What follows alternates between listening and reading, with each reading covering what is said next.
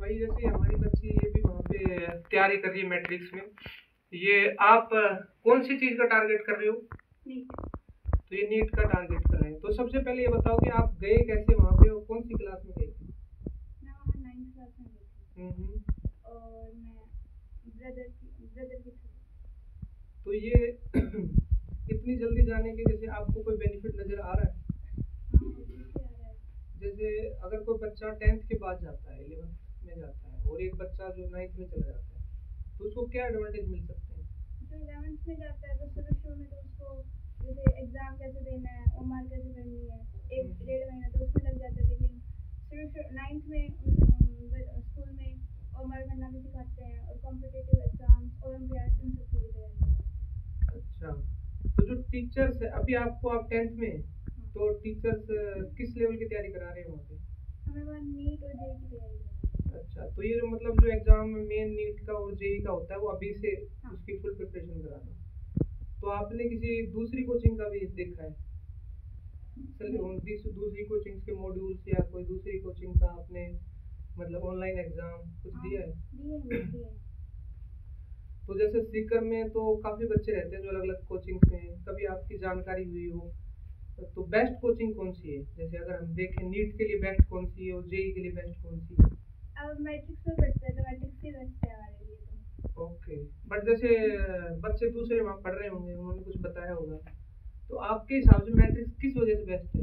मतलब मैट्रिक्स उसके मतलब फाउंडेशन के लिए, हम्म, उसकी फैकल्टी भी बढ़िया है अच्छा, और पढ़ाई का एनवायरनमेंट बढ़िया है।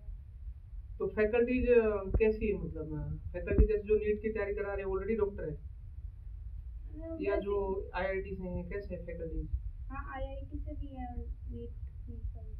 ओके, तो डेली की क्लास होती है आपकी एंड फिर मॉड्यूल होते हैं, कैसे आप बताइए जरा, डे टू डे आपका रूटीन क्या रहता है?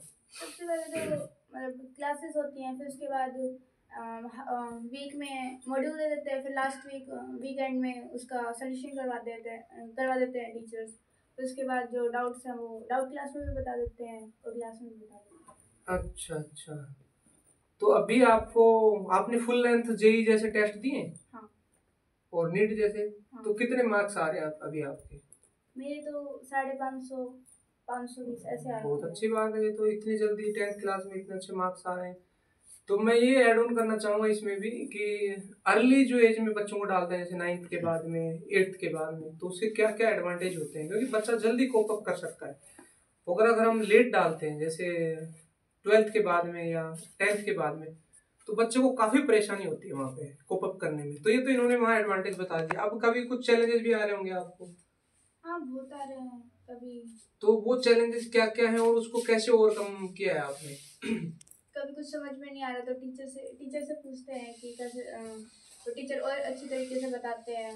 और कभी मॉड्यूल वगैरह सोल्व नहीं हो रहे तो टीचर और ढंग से बताते हैं कि ऐसे करना है।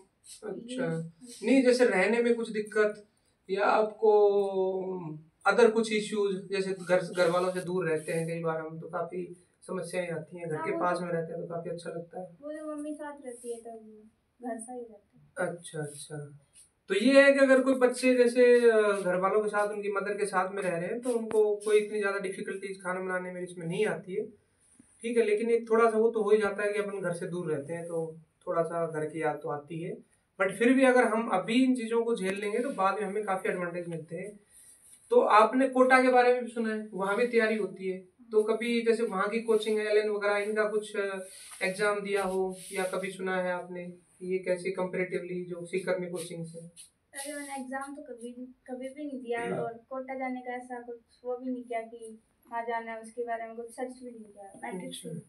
तो अभी गुरु कृपा में लास्ट टाइम नीट का शायद टॉपर, जो ऑल इंडिया टॉपर नीट का गुरु कृपा से रहा है, तो मतलब आपने गुरु कृपा ट्राई क्यों नहीं किया, मतलब मैट्रिक्स ही क्यों ट्राई किया, ऐसा क्या स्पेसिफिक रीजन था? मैं 9th में फाउंडेशन के लिए गई थी तो वहाँ पे फाउंडेशन के लिए तो मैट्रिक्स फर्स्ट है। अब 11th में देखते हैं कि गुरुकृपा है मैट्रिक्स। अच्छा अच्छा, चलो बहुत बहुत धन्यवाद आपका and all the best for your future. Thank you.